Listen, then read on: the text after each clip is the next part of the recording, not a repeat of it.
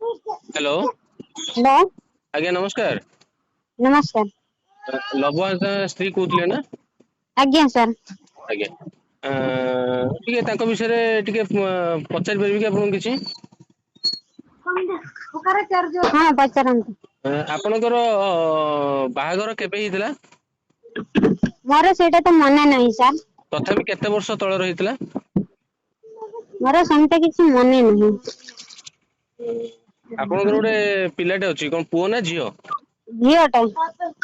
से आपनको कौन घर बाहर कर देथिले ना कौन करथिले ना आपण रागी पळेइ जायथिले? ଏମିତିଆ ମାନେ ଘରେ ଭଲ କଲେନି ଆଉ ସେ ମୋ ସ୍ୱାମୀ ତ ଘରେ ରହିଲେନି ଆଉ ତମକୁ ଭଲ କଲେନି ତ ଏଠୁ ଯାଇକି ନେଇ ଆସିଲେ ଆମକୁ। କିଏ ଯାଇକି ନେଇକି ଆଇଲେ? ମା ଯାଇଥିଲେ। ସେଟା କେତେ ବର୍ଷ ହେଇଗଲାଣି? ହେଇଗଲାଣି ଛୁଆ ଛୋଟ ଥିଲା ବେଳୁ ଆମେ ଆସିଛୁ। ସେ ବର୍ଷେ ଦିନ ହେଇଥିଲା ଆମେ ଆସିଥିଲୁ ଆଉ ଛୁଆ ଏବେ 10 ବର୍ଷର ହେଇଗଲାଣି ଆଉ।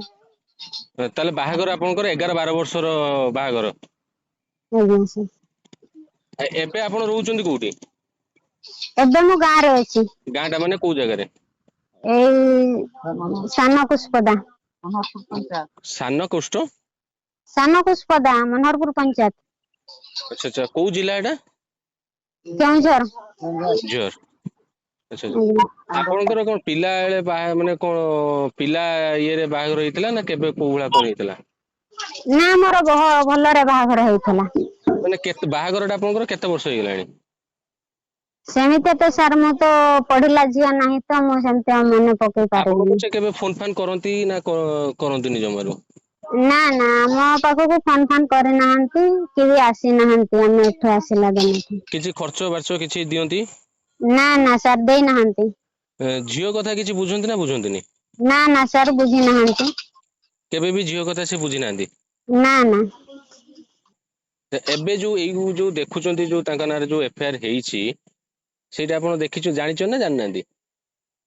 ସାର୍ ମୁଁ କାଲି ଦେଖିଥିଲି ତ କାଲି ଜାଣିଛି।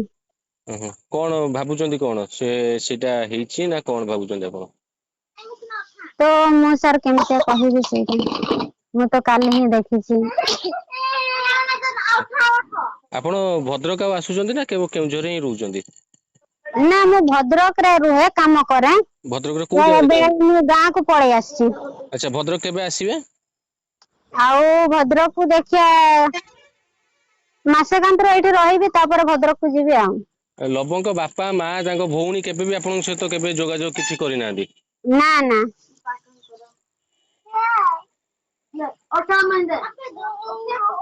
ଠିକ ଅଛି। ଠିକ ଅଛି ଧନ୍ୟବାଦ।